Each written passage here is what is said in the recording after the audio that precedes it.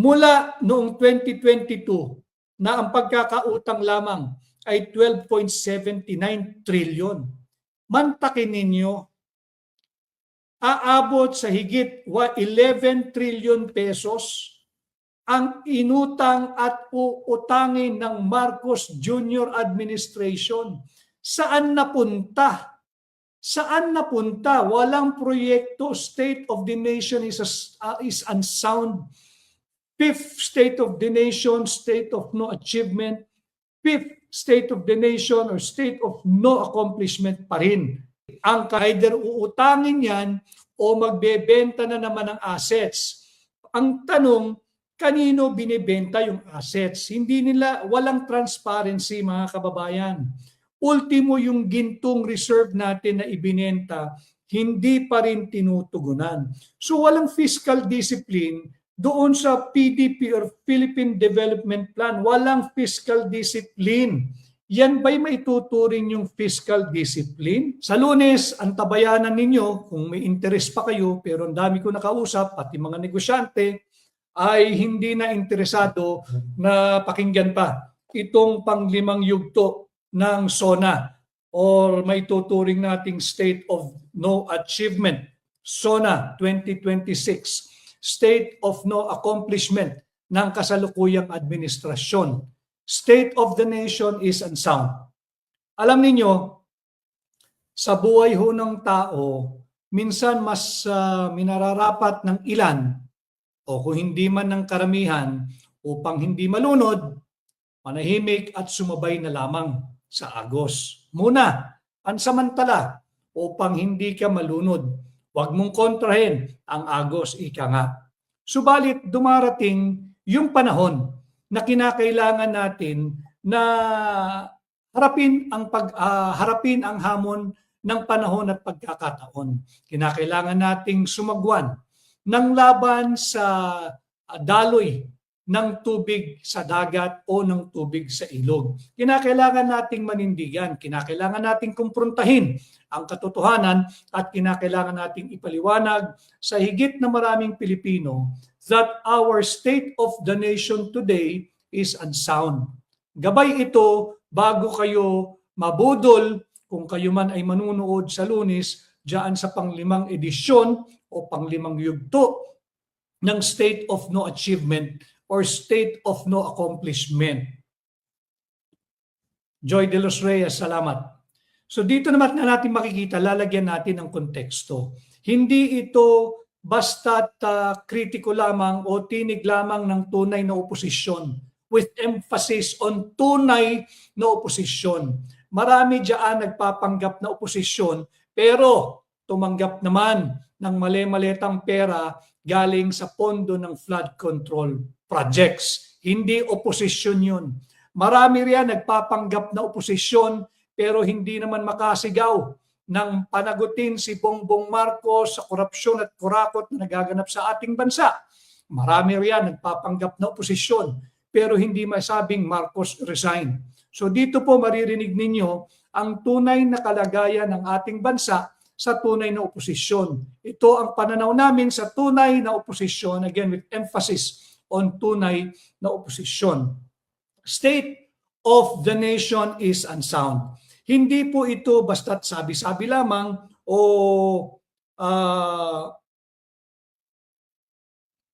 pero hindi po ito basta sabi-sabi lamang at walang basihan. Lagyan natin ng tamang konteksto at nang hindi po kayo maligaw.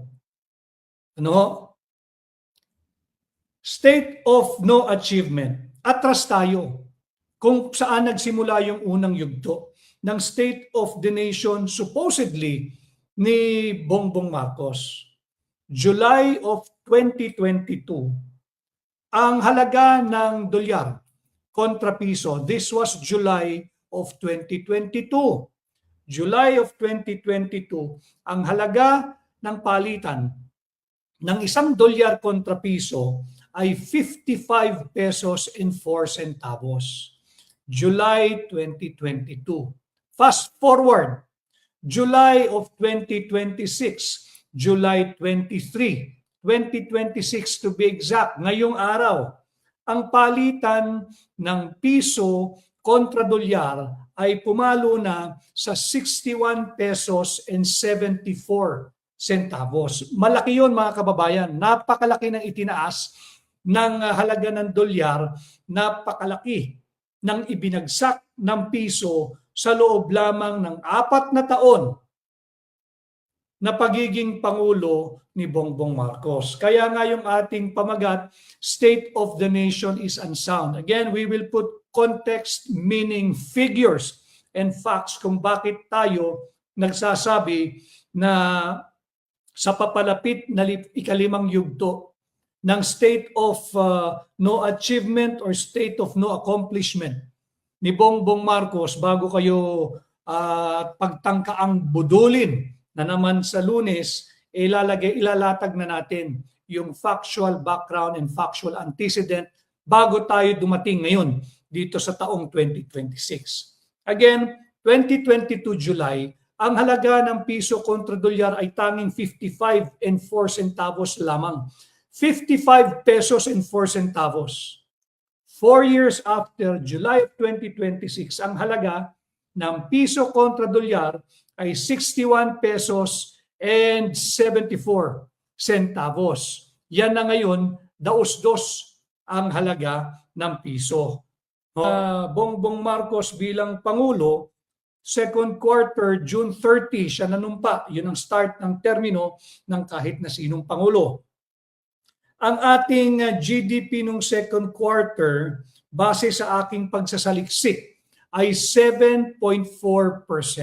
Ang GDP, second quarter of 2022. At yung 7.4% na GDP na yan ay second highest growth rate sa buong ASEAN. Pangalawa tayo sa pinakamataas o pangalawa ang ating ekonomiya na may pinakamataas na growth rate sa buong ASEAN noong second quarter of 2022. Ano ang nangyari 4 na taong makalipas ng panunungkulan ni Bongbong Marcos bilang presidente? Wala pa po yung figure for the second quarter of 2026. Kaya ang maibibigay ko lamang sa inyo, yung ating GDP 2026 first quarter. Lagyan natin ng comparison para maintindihan ninyo that the state of the nation is really unsound, the state of the nation is really unwell. At yung sonang magaganap para sa aking paningin, ibig sabihin yan, another year of state of no achievement, another year of state of no accomplishment. Yung GDP noong 2022, second quarter, 7.4%. 2022 ito. Ngayong 2026, first quarter GDP, sadsad, 2.8%. Yung second highest growth rate natin sa buong ASEAN, second quarter of June of 2022. Second quarter of 2022, 7.4%. Sa ngayon, ang ating GDP base sa first quarter figure ay 2.8%. Tinataya ng maraming ekonomista, pribado at pampublikong ekonomista na ang ating projected growth o paglago ng ating ekonomiya ngayong paparating na second quarter figure, i-release po yan, I think first quarter of August, tinatayang 2.6% lamang. Mababa yan, napakababa niyan. Yung second quarter debt to GDP, yung sukat ho ng yung galaw ng ating o paglago ng ating ekonomiya kontra doon sa ating pagkakautang. Noong 2022, ang ating debt to GDP ay 62.1%. Elevated, mataas. Diba? Panahon ito ni Pangulong Rodrigo Roa Duterte. 62.1% ang ating debt to GDP noong second quarter of 2022. Bakit nga naman hindi? Hindi ba ang sinabi ko sa inyo, yung prudential threshold ng debt to GDP sa mga emerging or developing economy kagaya ng Pilipinas ay 60%. Huwag kayong mawawaglit na noong 2020, 2019, 2020, 21 hanggang 22, tayo ay nasa ilalim pa ng COVID-19 pandemic. Kanya kinakailangan nating umutang upang matustusan yung mga pangangailangan ng bawat pamilyang Pilipino nung may lockdown.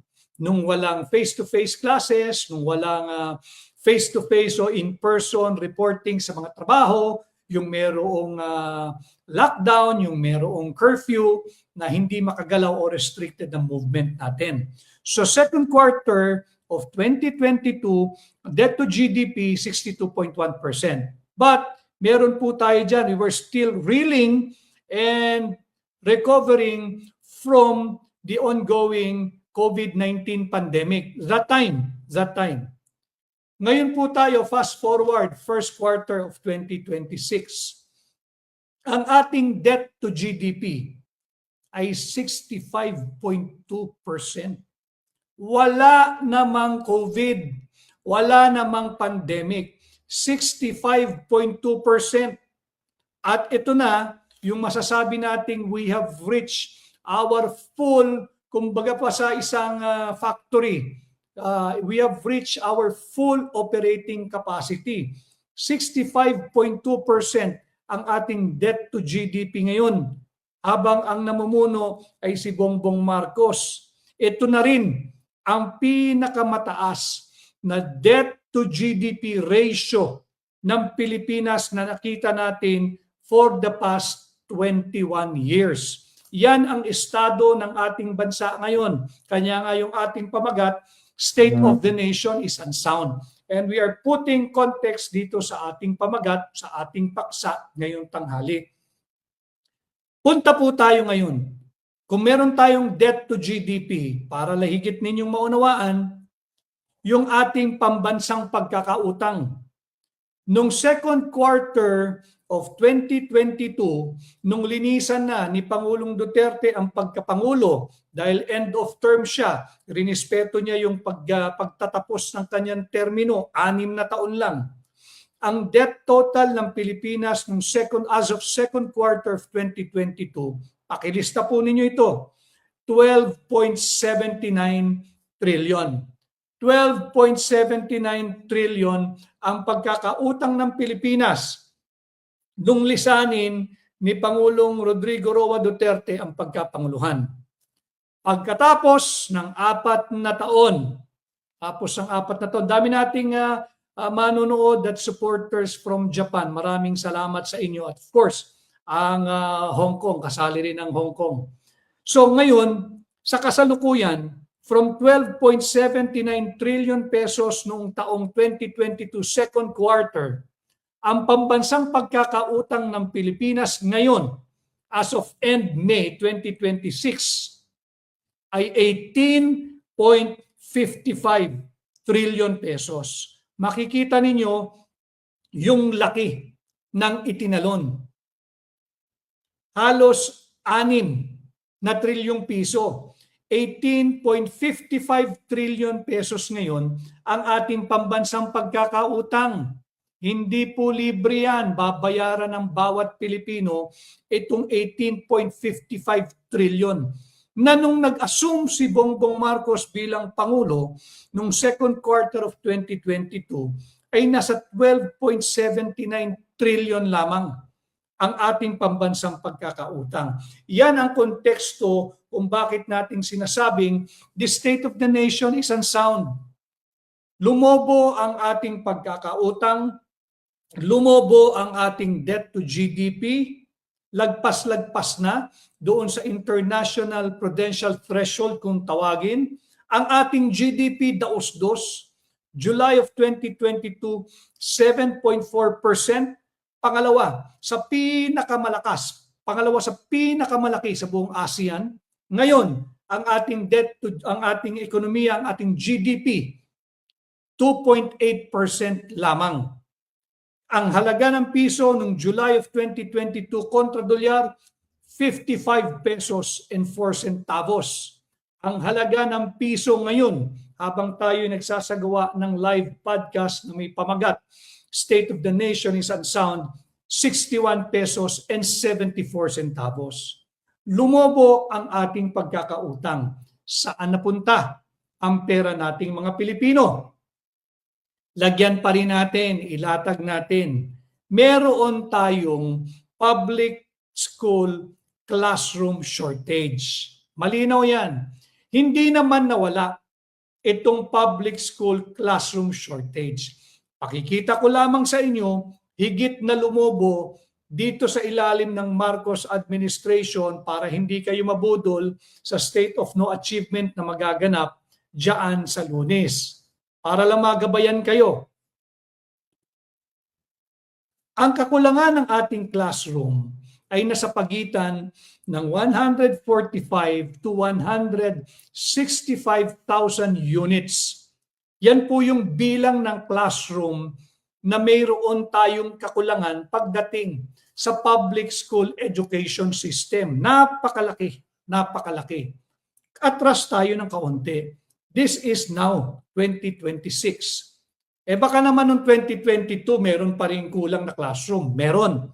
Noong 2022, lagyan natin ng objective and fair context ang ating talakayan ngayong tanghali. In 2022, ang kakulangan ng classroom ay 91,000 classrooms. 91, malaki na rin.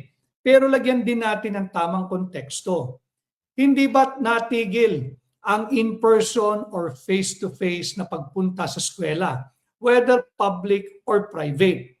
So nung nagbukas muli yung face-to-face o in-person classes, whether public or private, public lang tayo, talagang lolobo yung kakulangan ng classroom. Bakit? Hindi ba't merong mga naging estudyante na naging first grader, second grader, or first year high school, second year high school, habang tayo ay nasa ilalim ng pandemya. Kaya nung nagbukas muli yung in-person or face-to-face noong 2022, lumobo yung kakulangan natin ng classroom when there was a resumption of in-person classes. Normal yon.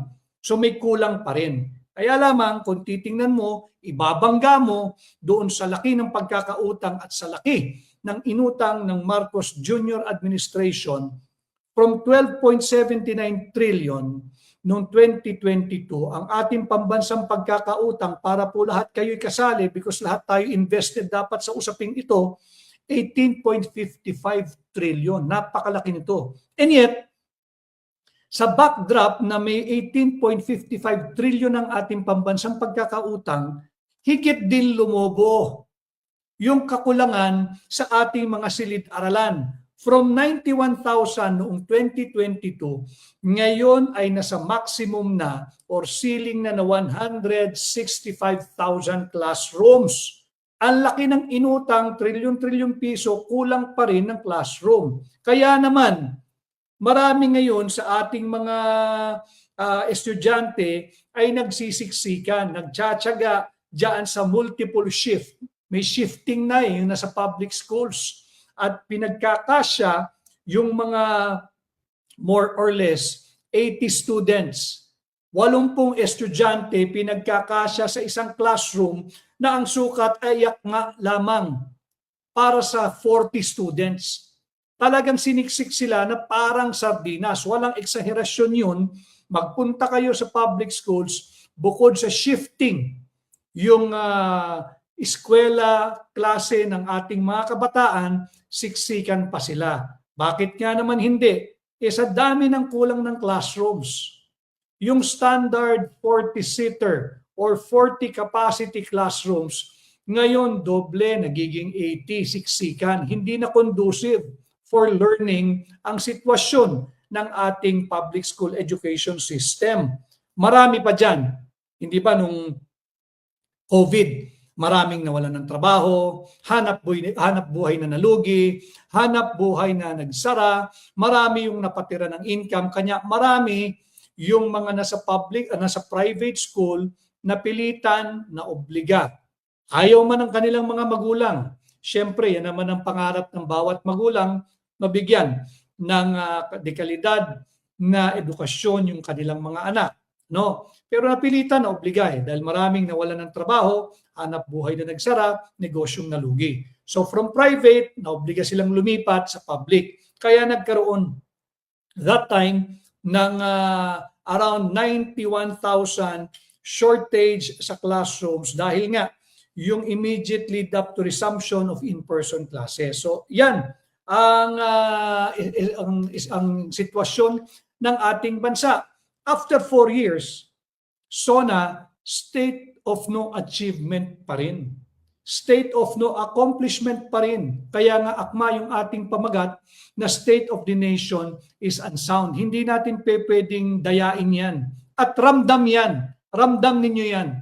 Araw-araw kayo nagtatrabaho, ramdam ninyo yan.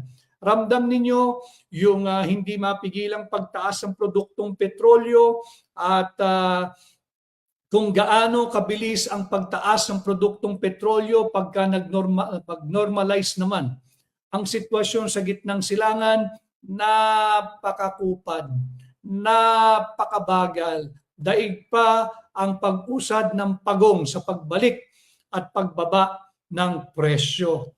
Itong backdrop na ito, gagamitin natin, tatandaan ninyo na noong 2025, kinikilala ito as the most corrupt budget.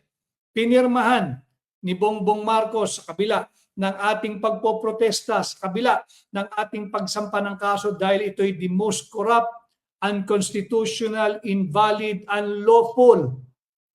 Hitik, siksik, liglig ng kurakot at korupsyon itong 2025 national budget. Grabe ang korupsyon dito. Alam na niya na meron tayong backlog na 165,000 classrooms. Lumobo ito.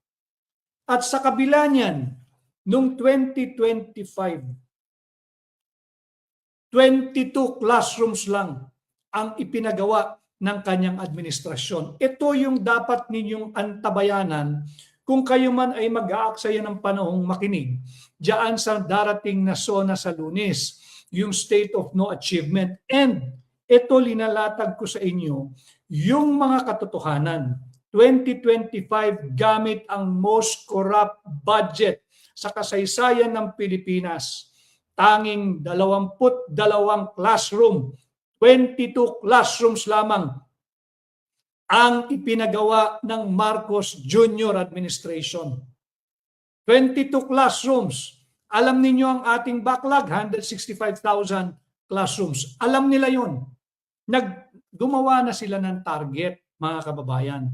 Ang target nila magpapatayo ng 1,700 classrooms. 1,700 na nga lang. It will not even make a dent doon sa kakulangan 165,000 classrooms. And yet, gamit ang most corrupt budget ng Pilipinas, ang ipinatayo lamang ng Marcos Jr. administration ay 22 classrooms. 22.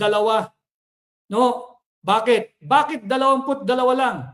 Dahil ba walang pera ang DepEd? Dahil ba walang pera ang DPWH?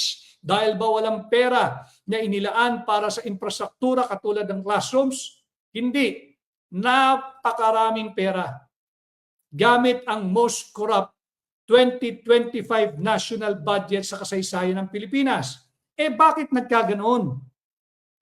Sapagkat inuna nila kalikutin, kurakutin at mauwi sa korupsyon yung kanilang ibinidang 5,500 ghosts flood control o kaya 5,500 substandard flood control projects. Sinakripisyo hindi lamang ang edukasyon, pag-aaral at kinabukasan ng kabataang Pilipino, ninakaw pa yung laging sanhi ng ating mga problema, yung baha, ninakaw pa yung pondo sa flood control projects. Kung meron man kayo nakitang flood control projects, iyan ay substandard flood control projects. Hindi pa rin hanggang sa ngayon iniimbestigahan ng Senado yung Blue Ribbon committee na yan. Wala na. Ang kanilang pantakip, yung budol na impeachment trial laban kay Vice President Inday Sara Duterte.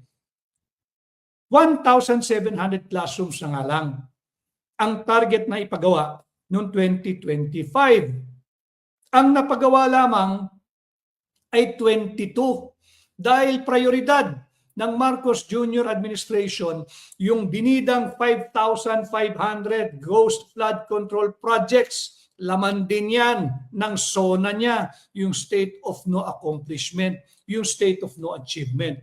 Matagal na nating pinapanukala bilang Pilipino dito sa ating pahina para matigilan, para maabatan yung kurakot at korupsyon maging sa pagtayo ng school buildings o dili kaya yung pagtayo o pagbuo ng ating flood control projects. Wala naman tayo sa gera.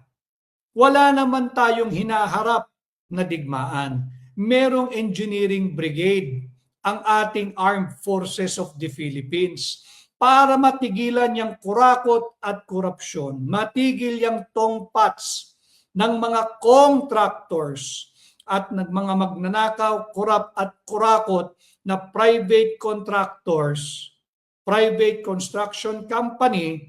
Dapat let us utilize the AFP Engineering Brigade. Hindi man nila kayanin lahat. Malaking bahagi ng kakulangan ng silid-aralan matutugunan na. Sapagkat hindi lamang patungkol ito sa may magkaroon sana ng accomplishment ang Marcos Jr. administration. Hindi importante yan eh. Ang importante yung napabayaan na edukasyon at isinugal na kinabukasan ng ating mga kabataan. Let us utilize the Armed Forces of the Philippines. Let us utilize the DPWH engineers, employees. Ang dami niyan. Tasking natin siguro yung 1,700 na target last year. Kung hindi ninako ang pera nating mga Pilipino at hindi nauwi, hindi naging priority yung ghost flood control projects at ghost flood substandard flood control projects, nagawa yung 1,700 classrooms. Pero anong nangyari? 22 classrooms lamang ang nagawa. State of the nation is unsound. State of the nation is unwell. State of no achievement na naman sa Lunes, pang-5 edisyon. State of no accomplishment na naman, pang-5 edisyon sa Lunes. Litin ko, matagal na nating pinapanukala. Pakinggan ng pamahalaan, utilize the AFP Engineering Brigade. Kung ginamit yan, ako nakakatiyak ako, hindi kurap yung mga sundalo. Hindi lahat merong iilan-ilan dyan, pero yung mga kaibigan natin dyan, higit na maraming matitino at ang puso ay nasa sambayan ng Pilipino. Hindi lang 22 classrooms ang nagawa. Higit dyan ang magagawa. Hindi lang 22 ang nagawa. 22 lang. Ang target mo napakababa na nga lang. 1,700 trillion piso sa most corrupt national budget noong 2025. Ang output mo sa 1,700 target na classrooms, 22 lang. Kung ginamit sana ang mga tapat na lingkod bayan na nagmumula sa AFP Engineering Brigade, yung mga matitino at higit marami sila dyan sa DPWH employees, kung yan sana ang ginamit, higit sa 22 ang nabuong classroom. Baka yung buong 1,700 napakaliit na target ay na-achieve sana yan. Kaya lang, hindi yan ang ginawa. Kanya yung SONA, state of no achievement pa rin. State of no accomplishment pa rin. Yan ang nagiging problema. Kaya ginagabayan ko kayo, Thursday ngayon, ilang araw ay magkakaroon na naman ng 5 edisyon, ika-5 edisyon ng State of No Achievement. Tungo tayo sa housing. para po maka-relate din yung mga kasundaluhan natin, kapulisan, yung mga lingkod bayan, whether you belong to the executive branch, to the legislative branch, or to the judicial branch. Atras tayo. Ano ba yung naging pangako noong kampanya, noong inaugurasyon ni Bongbong Marcos noong 2022? Ano ba ang linalaman ng kanyang SONA noong 2022 pagdating sa usaping pabahay? Pag-usapan natin yang pabahay. Sabi ni Bongbong Marcos, at hindi niya pwedeng itanggi ito, pagkatapos ng kanyang termino, pagbaba niya sa 2028, hanggang 2028 lang yan ha, huwag tayong papayag na he will be there beyond June 30 noon of 2028. Hanggang 2028 lang yan. Hanggang 2028 lang yan si Bongbong Marcos. Ang sabi niya, 6 million socialized or low-cost housing units ang kanyang ibibigay, magagawa at magiging legasiya pagkatapos ng 6 na taon niyang panunungkulan bilang presidente. 1 million housing units per year. Yan ang kanyang pangako. Pangako ng Pangulo na napako. 6 million housing units. Sus ko po. Ang bagong paghahayag ng administrasyon doon sa 6 na milyong pabahay na kanyang ipinangako na ibibigay sa sambayan ng Pilipino para magkaroon na tayo ng zero backlog o hindi man ay napakababa na lang ng ating backlog sa pabahay. Yung 6 million niya, ang bagong pronouncement o pahayag ng kanyang administrasyon with only 22 months to go bago sila lumisan, ang tagal pa nun. 22 months pa nating magtitiis. 22 months to go, ang kanyang pahayag na naibahagi na nila ay 423,430 socialized or low-cost housing unit. So ang target, 6 million housing units by the end of his term. 1 million housing units every year during his incumbency. But their latest pronouncement, only 423,430 units ang meron lamang silang naipamahagi o handang ipamahagi. May catch pa yan ha. Yung 423,430 housing units, hindi lahat yan ginawa ng Marcos administration. Higit kumulang 259,365. Ulitin ko ha, yung kanilang press release o yung PR o yung propaganda, meron na raw silang naipamahagi o handang ipamahagi na 423,430 socialized housing units. Maliit pa rin yun. Bakit? Pangako mo 6 million bago matapos ang termino mo eh. Pangako mo 1 million housing units taon-taon eh. Pang-4 na taon mo na. Pang-5 SONA mo na. Ang handa ka lang ipamahagi o naipamahagi mo na ay 423,430 units. Again, may catch dyan. So yung housing project natin, sabi ng pamahalaan, 423,430 units na ang kanilang handang ipamahagi o naipamahagi. Fact check natin. Sa yung katotohanan, yung physical unit na nabuo nila o na-construct nila, 259,365 units lamang. Ulitin ko halos sigit kumulang 260,000 socialized housing units lamang. Yung diferensya noon, pinondohan lang nila. Finance lang nila. Ibig sabihin, meron kang nabili na ibang unit na hindi gawa ng pamahalaan at lumapit ka lang sa pamahalaan upang i-finance yun. Fine. Kung gusto lang nilang masabing may nagawa sila, mainam na rin yun sa wala. Subalit, ano ang maaaring gawin? Pati ba naman sa bilang bubudulin pa tayo? Ang pangako ay 6 million housing units from 2022 to 2028. 2026 na ngayon. Kanya nga the state of the nation is unsound. Kaya nga yung panglimang yugto ng SONA is state of no accomplishment. Yung ikalawang yugto ng SONA, state of no achievement. Just look at the housing, socialized housing units target. 6 million units for 6-year term ni Bongbong Marcos. 2026 na ngayon. Yung pangakong pabahay ng Pangulo na napako, 1 milyong pabahay kada taon, sa kasalukuyan, ang naipamahagi o handang ipamahagi, higit kumulang ay 260,000 socialized housing units pa lang. With 22 months to go, hindi nila mabubuo ni kalahati o 1/3, 2 million housing units man lang. Wala nang pag-asa yan.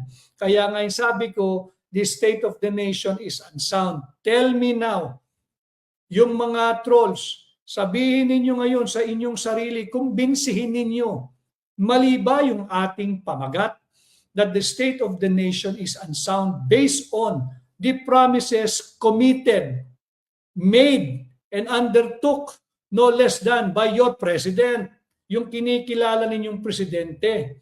6 million housing units per year. 6 million housing units for 6 years, 1 million socialized housing units per year. To date, ang nandyan pa lamang ay hindi labis kumulang sa 260,000 units. Malayo sa katotohanan yun, malayo sa target yun. Ano ang pwedeng gawin? Tingnan natin yung ginagawa sa ibang bansa.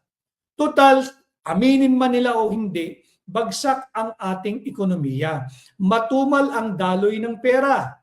Sobra-sobra yung inventaryo ng mga nakatiwangwang na subdivisions o mga condominium units.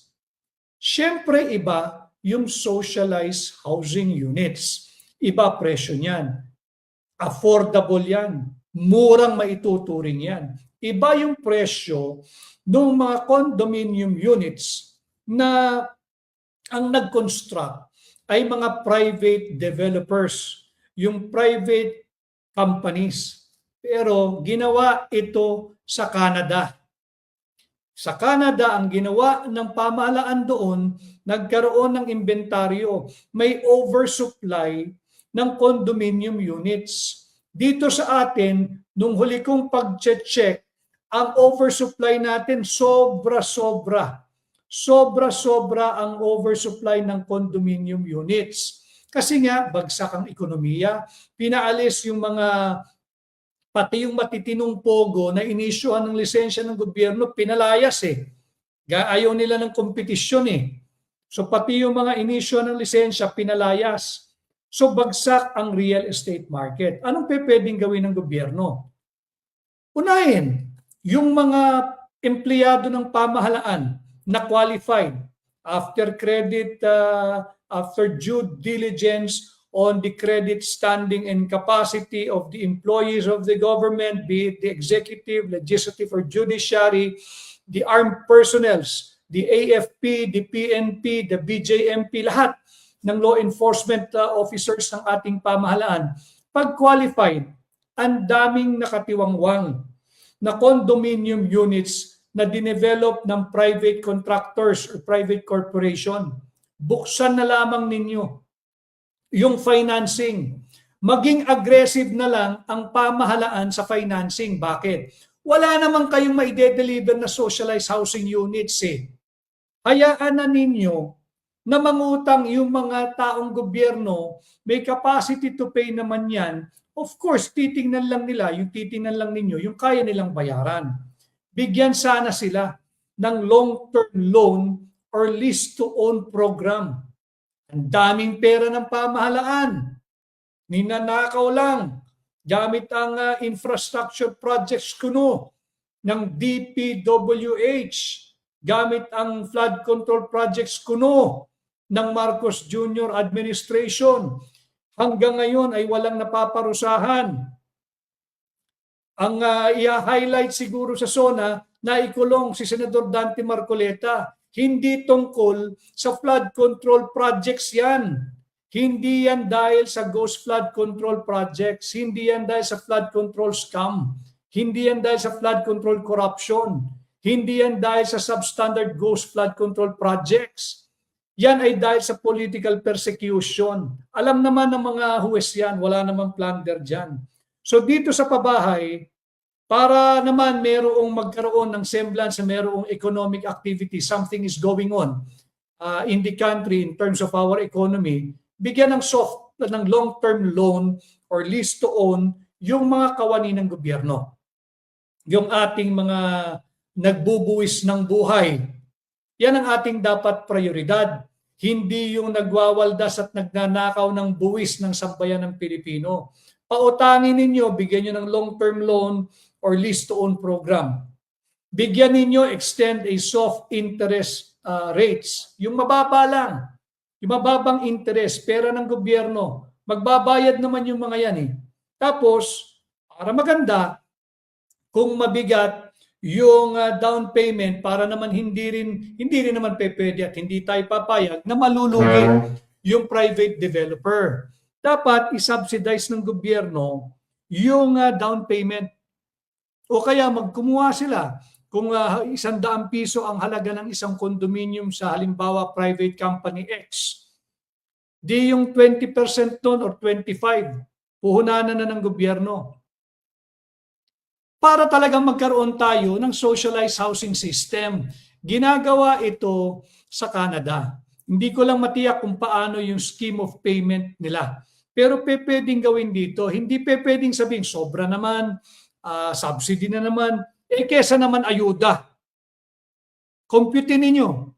Kesa naman ayuda. Yung mga empleyado kawani ng pamahalaan, whether you belong to the executive, legislative, or judiciary, o yung mga kasamahan natin sa Armed Forces of the Philippines, sa PNP, sa BJMP, sa Coast Guard, sa NBI, sa lahat ng law enforcement agencies. Kesa naman nakikita natin, ninanakaw lang yung pera natin mga Pilipino, tulungan mo na yung mga kawani ng pamahalaan. That way, umiikot at gagana ang ating ekonomiya. And I'm sure, papayag magbenta, yan naman ang hanap buhay nila ng private developers. Tungo tayo ngayon para mas maintindihan ninyo yung ating Philippine Development Plan, PDP Plan for the year 2023 to 2028. Ano ba ang linalaman ng Philippine Development Plan? Ano ba yung nakasaad dyan? 6.5 to 8%.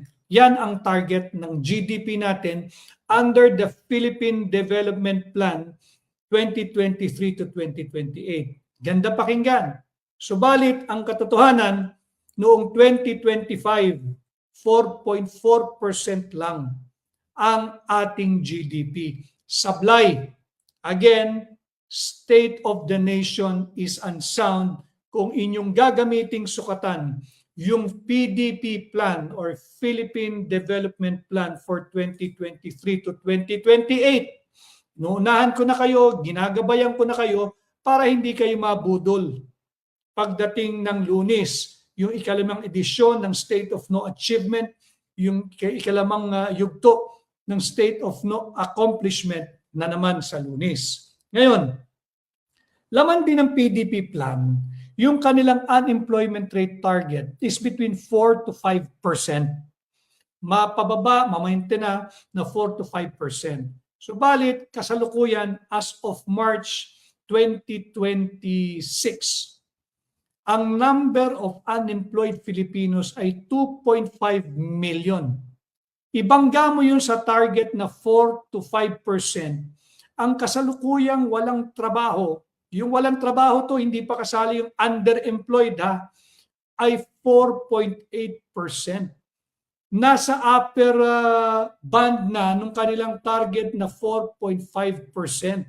At yung ginawang 85 pesos wage hike sa NCR, maraming negosyante at negosyo ngayon ang nanganganib kung di man magsara dahil hindi na kaya magpasahod, dahil matumal ang hanap buhay, magkakaroon ng layoff o pagbabawas o pagtatanggal ng mga empleyado. So dadagdag na naman yan sa hanay ng unemployed. Yung fiscal discipline, again in relation to Philippine Development Plan 2023 to 2028. Para lang alam ninyo, itong PDP plan, ang gumawa nito ay ang Marcos administration. Meron silang tinatawag na fiscal discipline plan. Fiscal discipline, nais silang ibaba o maipababa yung ating debt to GDP ng 48 to 53% na lang. Maganda yun kung ganun. Subalit, reality check tayo 2026. Ang ating kasalukuyang debt to GDP ratio ay 65.2%. Sabi ko nga kanina, we have reached essentially our full capacity. We have reached essentially our full operating limit pagdating sa pag-uutang, 65.2%.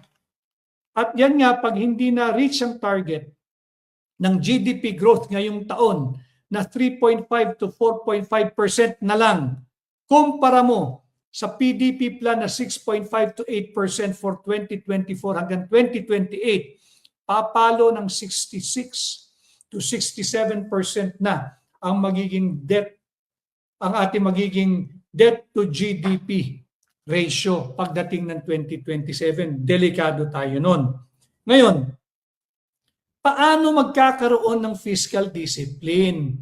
Paano bababa yung ating debt to GDP ng 48 to 53% pagdating ng 2028? Kung ang panukalang budget, maririnig niyo ito sa Lunes, for 2027 ay 7.2 trillion pesos. Yan ang target na budget ni Bongbong Marcos na naman sa 2027. Napakalaki. Paldo, lumolobo, bumubukol, 7.2 trillion for 2027. You have to remember, 2027 is already an election year. It's either may eleksyon o gagamitin yung malaking bahagi ng 7.2 pambili, panuhol, pambili ng loyalty para ituloy yung CONAS. Ipuwersa yung Constituent Assembly o ipuwersa yung no election. So nasaan ang fiscal discipline? 7.2 trillion ang budget for 2027. Tanong, mapopondohan ba yung 7.2 trillion? Sagot, hindi. Hindi lahat. Magkakaroon ng deficit na 1.695 trillion. Paano mo ngayon tutustusan yung 1.695 trillion? Iuutang mo na naman yung 1.695 trillion na tinatayang deficit o kakulangan sa napakalaking 7.2 trillion hinihinging budget ni Bongbong Marcos for 2027. So imagine ninyo yung 1.695 trillion pesos, idagdag ninyo sa 18.65 trillion pesos na ating pambansang pagkakautang, lubog na tayo sa pagkakautang.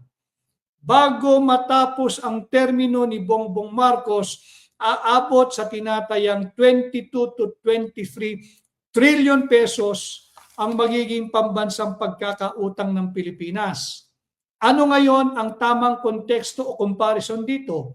Pagbaba niya bilang Pangulo, aabot sa 22 to 23, at least minimum, 22 to 23 trillion pesos ang magiging pagkakautang nating mga Pilipino.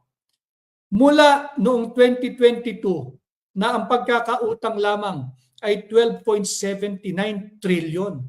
Mantakin ninyo, aabot sa higit 11 trillion pesos ang inutang at uutangin ng Marcos Jr. administration.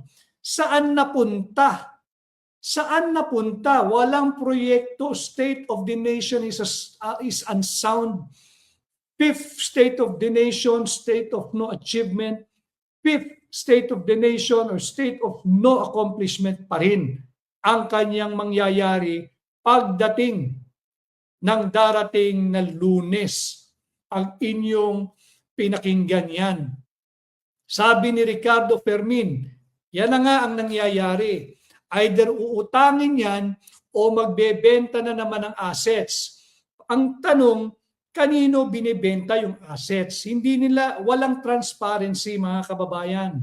Ultimo yung gintong reserve natin na ibinenta, hindi pa rin tinutugunan. So walang fiscal discipline doon sa PDP or Philippine Development Plan. Walang fiscal discipline. Yan ba'y maituturing yung fiscal discipline? We are spending more than what we are earning. Yan ang katotohanan. Imagine ninyo yung konteksto ng personal ninyong buhay. Sumasahod ka lamang ng 30,000 piso kada buwan, ang gastos mo ay 50,000 pesos. Sabihin mo sa akin kung hindi ka malulubog sa utang. Litin ko para maunawaan ninyo ang ating mga pinag-uusapan. Yung pagdating sa fiscal discipline, yung personal na lang ninyong pananalapi. Kung ang sahod mo kada buwan ay 30,000 pesos, kada buwan, pero ang gastos mo kada buwan ay 50,000 pesos, negative ka ng 20,000 pesos, sa tingin ninyo, hindi kayo mababaon sa utang? Sa tingin ninyo, hindi ka mauuwi sa kakautang? Itong fiscal discipline, wala yan sa administrasyon ni Bongbong Marcos. Ang kanila yung classic na masamang pag-uugali na ubus-ubus biyaya, bahala na bukas. Hindi maaaring ganun ang ating pananaw pagdating sa pagpapatakbo ng ating pamahalaan.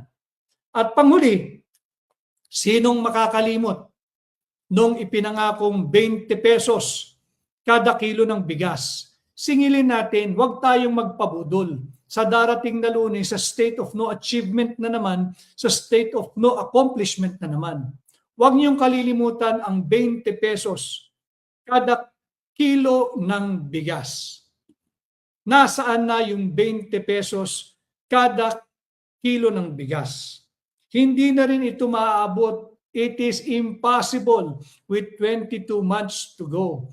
Imposible rin mga kababayan na kayang ipagpatuloy ang subsidiya. Huwag tayong umasa dyan sa subsidiya na yan. Sapagkat pag puinersa, yung 20 pesos kada kilo ng bigas, papatayin mo ang hanap buhay ng mga magsasaka.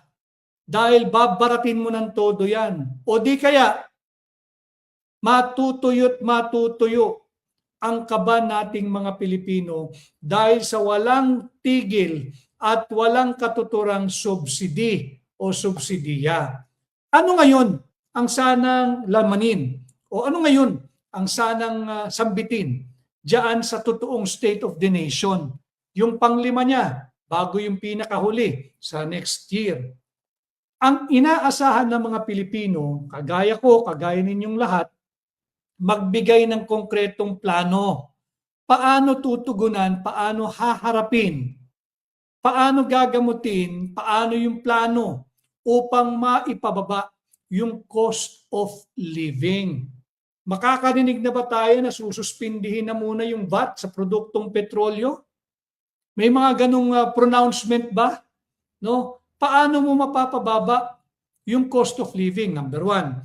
Pangalawa, huwag nating kalilimutan yung full accountability sa mga nagnakaw at nagnanakaw ng pera ng Pilipino gamit ang infrastructure funds at projects. Ang hinihingi natin, marinig sa Lunes, kung meron man, full accountability on flood control projects, hindi political persecution, hindi intimidation sa mga totoong oposisyon.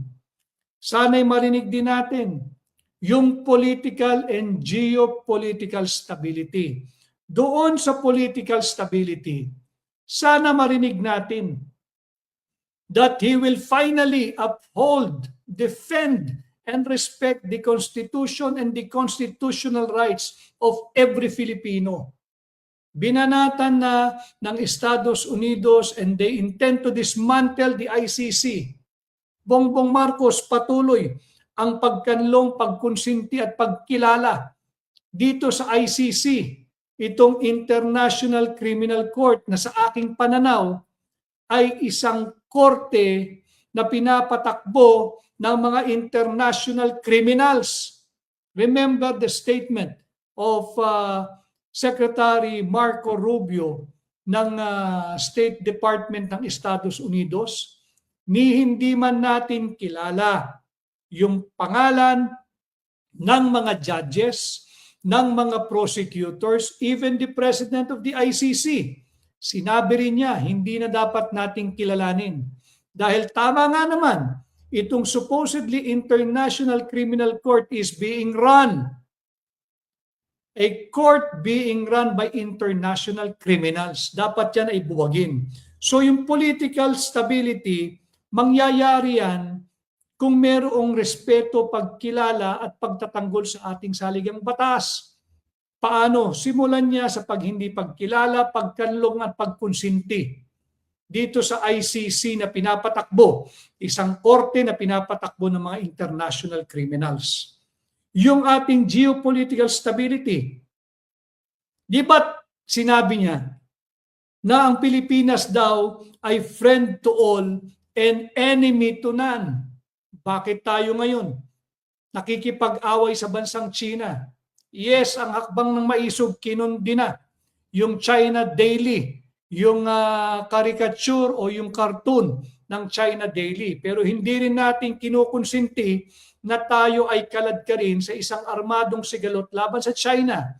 So sinisingil lang natin lahat ng pahayag mismo ni Bongbong Marcos base doon sa kanyang kauna-unahang sona na marami ang umasa, marami ang nangarap na gagampanan niya at tutuparin niya. Wala pa rin nangyayari.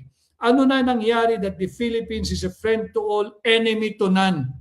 Walang nangyayari. Walang nangyayari. At bago pa patuloy na mag-react kung sino man ang mga troll na nakakapasok, tingnan lang ninyo ang net trust rating ni Bongbong Marcos.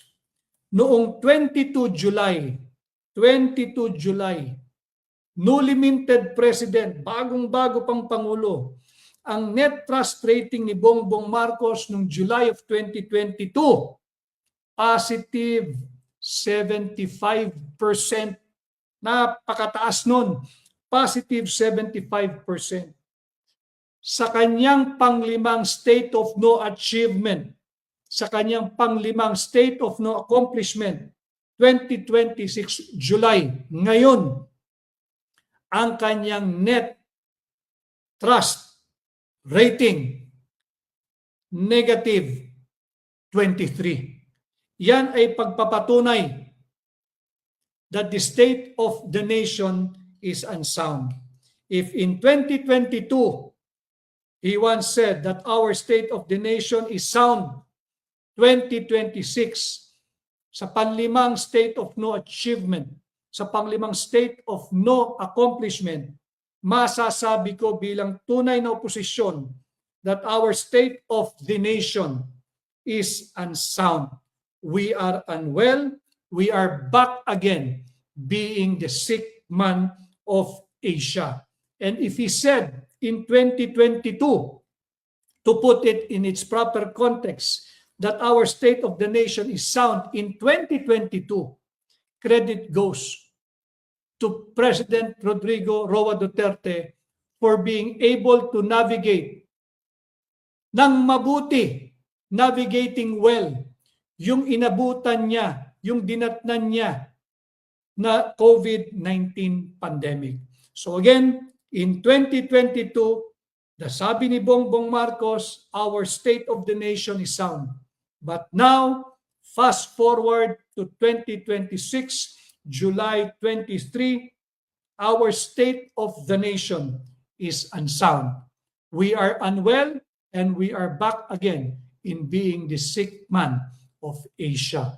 Ito yung ating live ngayong araw. Maraming salamat sa mahigit 1,000 live viewers natin at higit pa marami sa Facebook ang ating pong pakiusap. Sana po ay patuloy kayo mag-engage, mag-like, mag-comment, mag-share, mag-react at mag-follow po kayo sa Facebook. Ganun din o. Sa YouTube, sana po patuloy kayong mag-actively engage, mag-comment, mag-react, mag-share, napakahalaga, at mag-subscribe sa YouTube at ganun din po sa nasa TikTok. Maraming salamat at ito po ang aking gabay para hindi po kayo mabudol sa darating na Lunes, July 27 sa ikalimang edisyon ng State of No Achievement. Maraming salamat sa inyong pagsalo. Magandang hapon po mula dito sa Pilipinas. Attorney Vic Rodriguez, Pilipino abogado, maisog na naninindigan para sa sambayan ng Pilipino.